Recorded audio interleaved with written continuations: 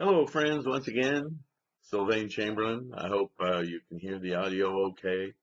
Um, that's something I don't usually talk about much, but please, if the audio is unclear, I'm using a pretty good quality video sound setup here, but I could use better equipment. It's important for me to know that you're hearing me well and able to understand me. Um, and that I'm not that pretty to look at, so I'm not that worried about um, the how do I say that the the quality of the video is important only in that my mouth syncs up with the audio and that you're not distracted by pixelations or other things. So the video has to perform well, is what I'm saying. And if there are problems with that that aren't identifiable as problems of your machine performance or internet connection, something like that, certainly I would like to hear from you because I will take all of those comments very seriously. It kind of defeats the purpose of having these videos if they're not working well. So far, I haven't heard anything. So I either everyone's satisfied or they're just tolerant. So today, I chose a subject um, that's a little bit more earthbound. I want to talk about these. Yeah, I want to make sure you can see them in the picture. Okay. These are very special beads. Now, a lot of people will probably say that. So let me explain why I say that. There are no other beads, not this set, but this type of beads in the world that have and include the complete teachings of the Buddha's lifetime. Okay? Um, Let me put that another way, and we'll talk about it a little bit more.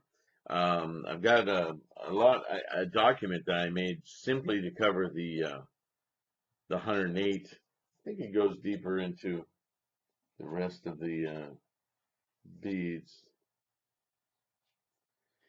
But anyway, what we have here in almost all sects of Buddhism, even going back into Hinduism and Brahmanism and Jainism and a lot of other sects, and we're going to talk about that in a minute. There's a circle of beads in the middle here. Forget what you see on the outside. That consists of 108 beads. Okay. Now, these are Nichiren Buddhist beads.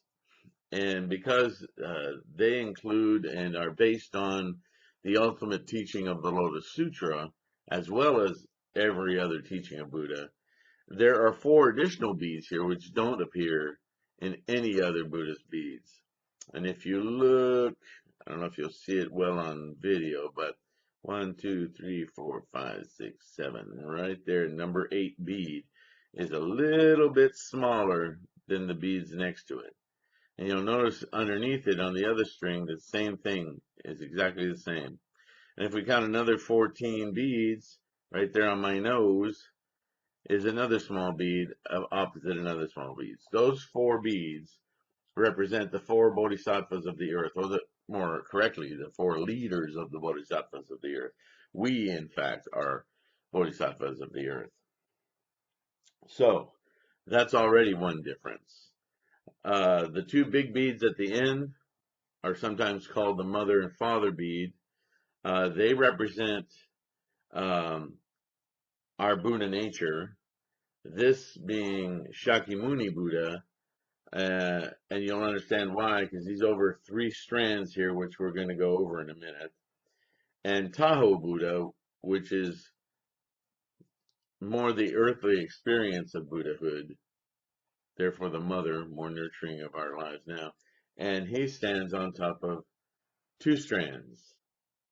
Okay. Now, um, these 2 strands on the mother bead represent the mutual possession of the 10 worlds. Now, the 10 worlds are aspects of manifested life, life as it appears in human form, our consciousnesses travel through these 10 worlds.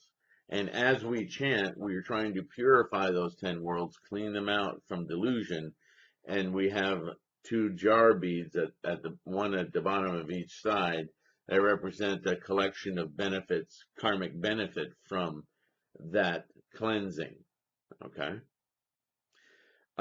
You'll notice there's a single bead right here that stands between Tahoe Buddha and the 10 worlds. This is the enlightenment of Kochi Myogo, or all of our potential enlightenment. On Shakyamuni's end is more the potentials of how we manifest as human, and represents more the permanent life state of Buddhahood, or mental state of Buddhahood. All right. And at this end, we have the 10 factors of how we appear in life. And in this area, we have the 3 existences plus the 1, 2, 3, 4, 5.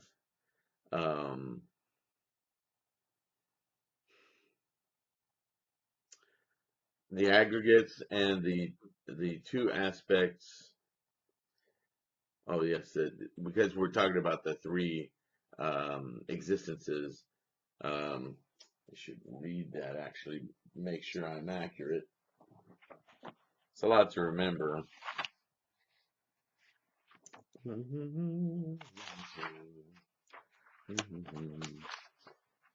Apologize. Oh my goodness. Where did I put that down? I know I wrote it down. So vain. How could you be this forgetful? I just finished another video on another subject, and I didn't think, I got arrogant, and I thought I would remember everything. Got so obsessed with 108. Come on now, Sylvain. This, what I'll do for now, and I'll have a paper on this posted on the website so you can refer to it. But this refers to the 3,000 realms, and all of these, without the beads, all 5 strands represent the concepts that you'll learn of Ichinen Sanzen. So basically, all of this represents the formation of phenomena, the way when phenomena manifest, like sentient or insentient beings, all phenomena experience their environment, the duality of self and other, which is not the eternally real. The real in Buddhism is, let's qualify that, because to understand, it can get to be very argumentative if somebody has just a basic understanding of Buddhism and says, well, all of what we experience is only in our minds, it's not real. Well, hit that person's thumb with a hammer and we'll have another discussion about what's real, right? But in Buddhist terms of a mind that knows the reality of eternal reality, of how the process of life works, from quiescent energy, and if you've been listening to my videos, you know this already, from quiescent energy through causal chains to manifesting any phenomena, and then how that phenomena experiences being instantiated and its attrition, regardless of what it is, back to its disassembly of cravings and desires to be, goes back into non-being, or the quiescence it came from. So it's not really linear, it's kind of circular, isn't it? We come from quiescence, we return to quiescence. In the meantime, we have this deeply disturbed area we call a lifetime of reality, but it is only real in terms of the experience we're having of it. In terms of reality, eternal, real, fundamental reality, what we experience is a blip in time that's full of conditions and opinions and perceptions, all of which are contingent on other beliefs and thoughts and realities that we imagine, and we put those together to create this construct that is your life and your environment, or my life and my environment, and we insist on that duality, and that's how we come to think that that is the real. But it is only provisionally real. It is only the perception of the experience that we're having under tremendous billions of conditions, which is our karma. I hope that made sense. So these five dangles, no other Buddhism, no other philosophy has. That's why these beads are so unique. Okay. And now just because you don't need to become you can study more about this on your own time, but I do want to, I guarantee I will put either another video note up, and I know I'll put something online that really defines every single one of these, because I have to tell you, in my own almost 30 years of practice, as many times as I've researched this, there's very little information. There's a lot of, oh, these are buckets and these are conditions, but nobody really delves into why are there 10 of these and why are the 5 in this order, and why. And I have discovered that information. I've made notes of it, and I'm really disappointed in myself that I didn't have them at the ready here to talk to you. But I don't want to go to another room and leave you waiting for me here. I'm not going to be that rude. So I do apologize that I couldn't answer every single one, but I think you get the concept, right? Okay, so Buddhist. I want to talk about one of the items that I delved into deeply, and that's the 108. Because what are those 108 beads representative of? And I'm fearless when it comes to researching Buddhism. I will go into Christianity and Hebrew, whatever. I'll look in Muslim literature. I want to see, when did 108 of these things become so significant?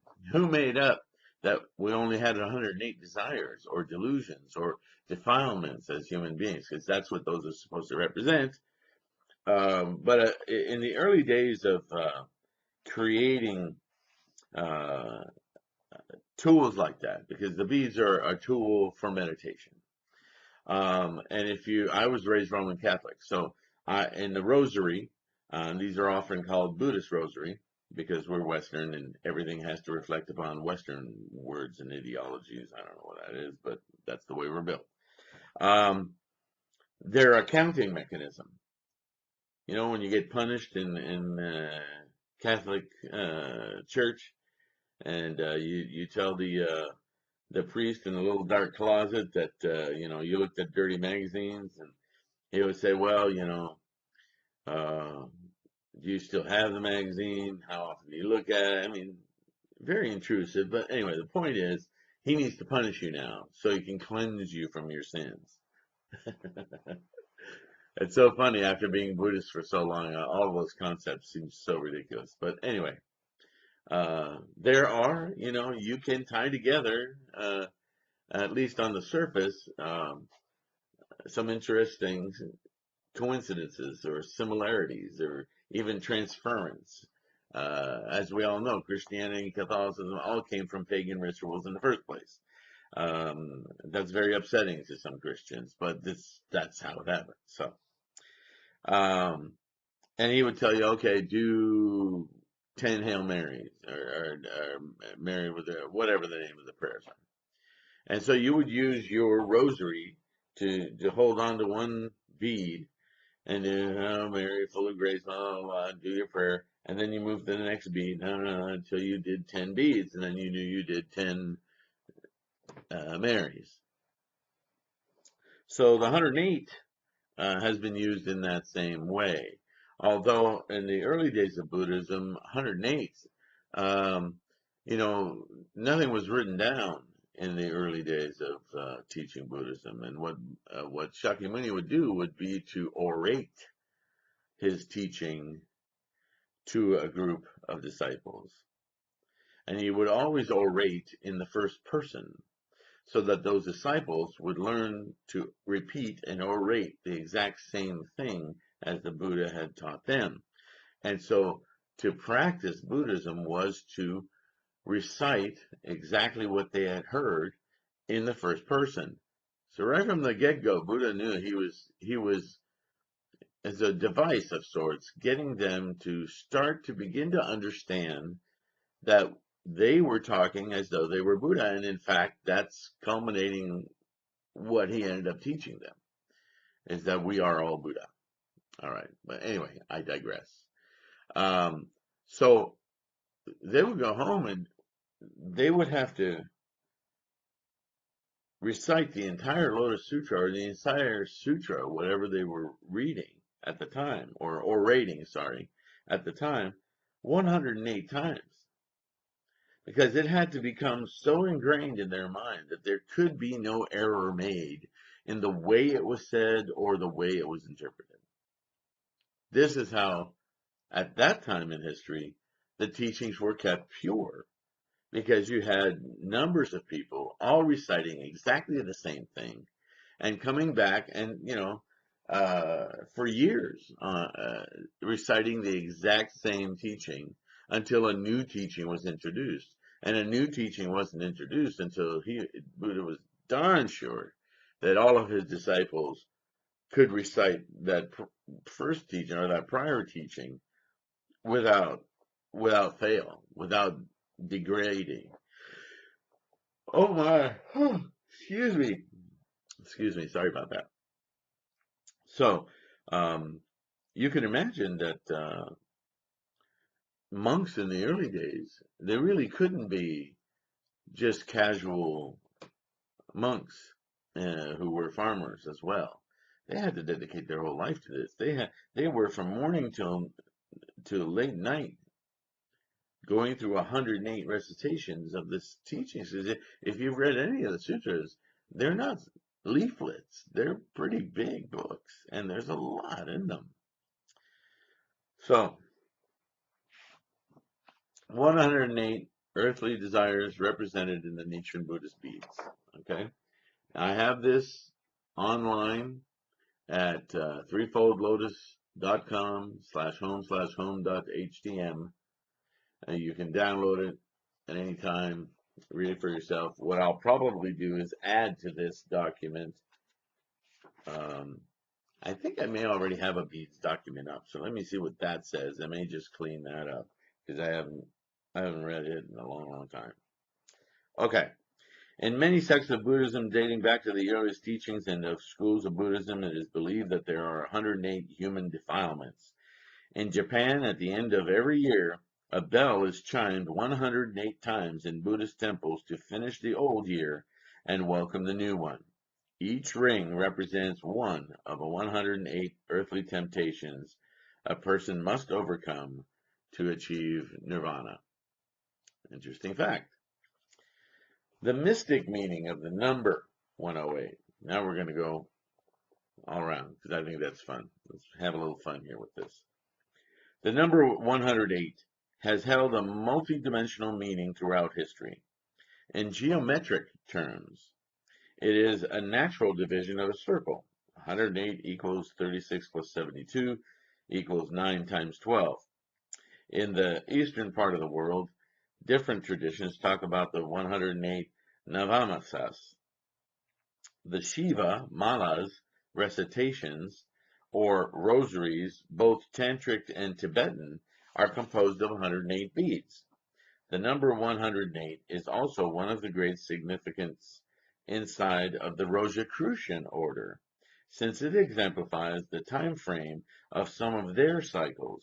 Interestingly enough, a leap year displays 366 days, and 3 times 6 times 6 gives 108. Silly, maybe, but curious as well. So let's go on. Historical meaning of the number 108.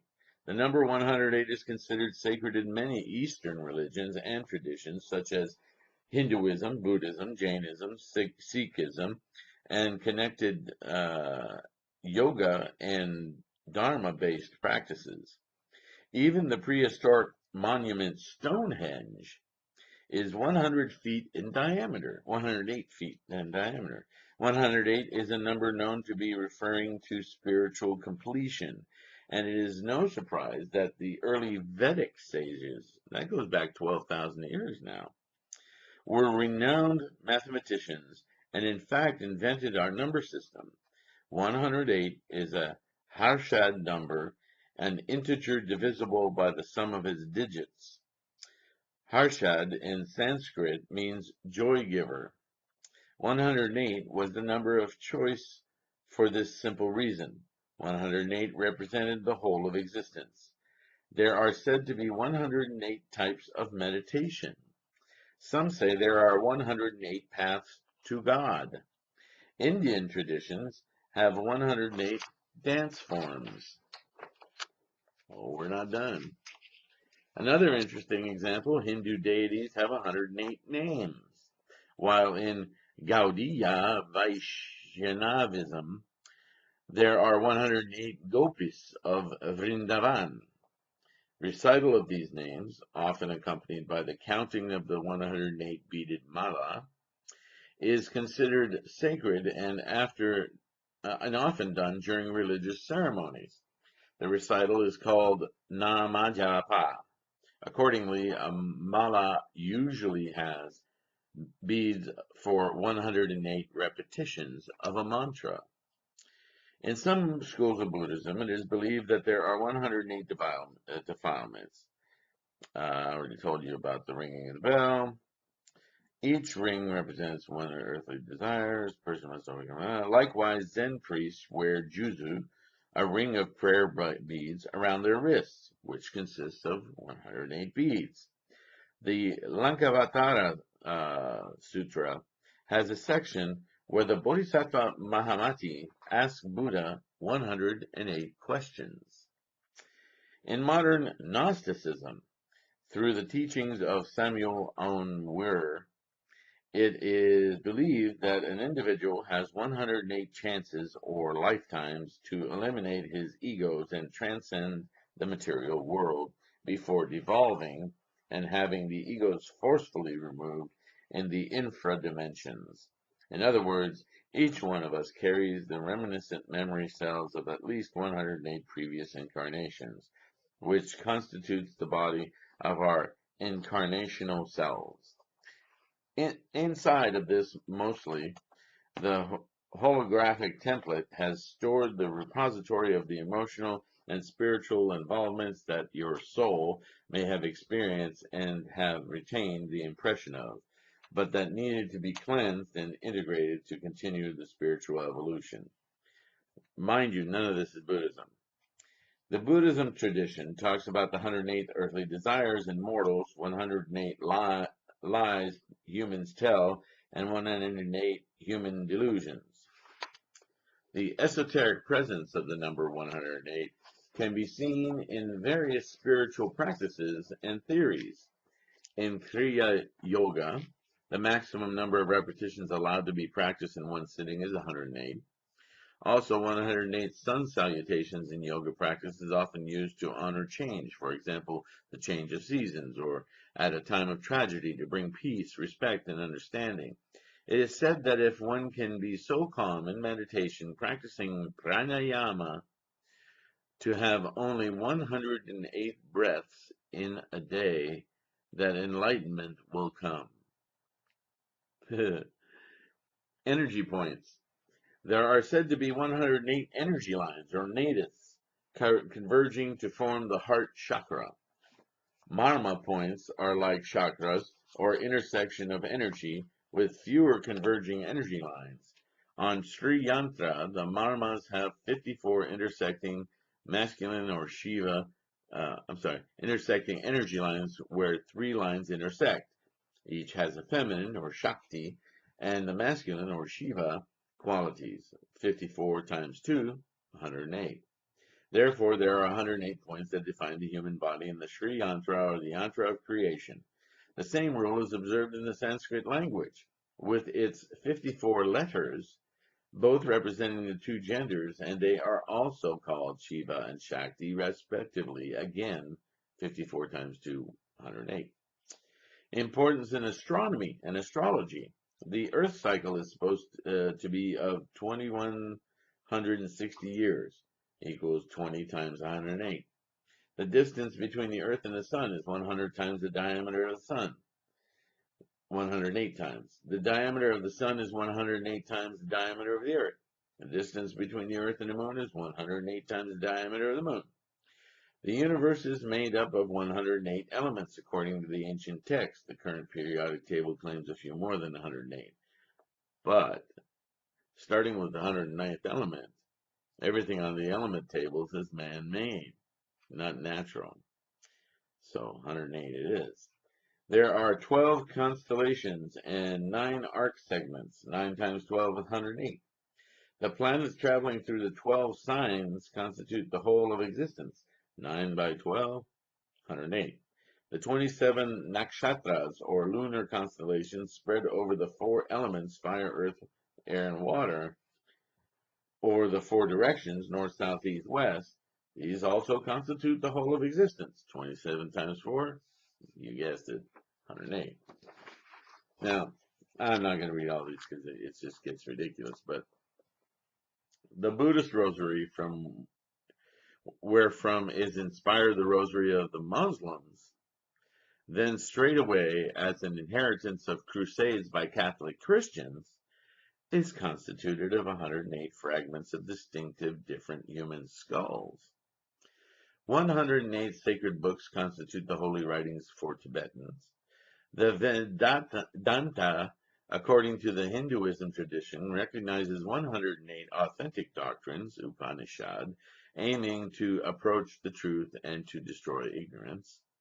In Jain tradition, it is believed that there are 108 virtues. Lankavatara Sutra ancient teachings refer repeatedly to many temples with 108 steps. In Tibetan Buddhism, it is believed that there are 108 sins, or 108 delusions of the mind. And if you download this document online, I've listed them all here. But if you think that I'm going to read every one of these, ain't going to happen. According to Chinese and Indian martial arts, I found this interesting, Marma Adi and Ayurveda, there are 108 pressure points in the human body. So, anyway, I thought it would be fascinating just to take a break from just intense study. And study can also be fun. There's a little bit of trivia in it and a little bit of that's interesting.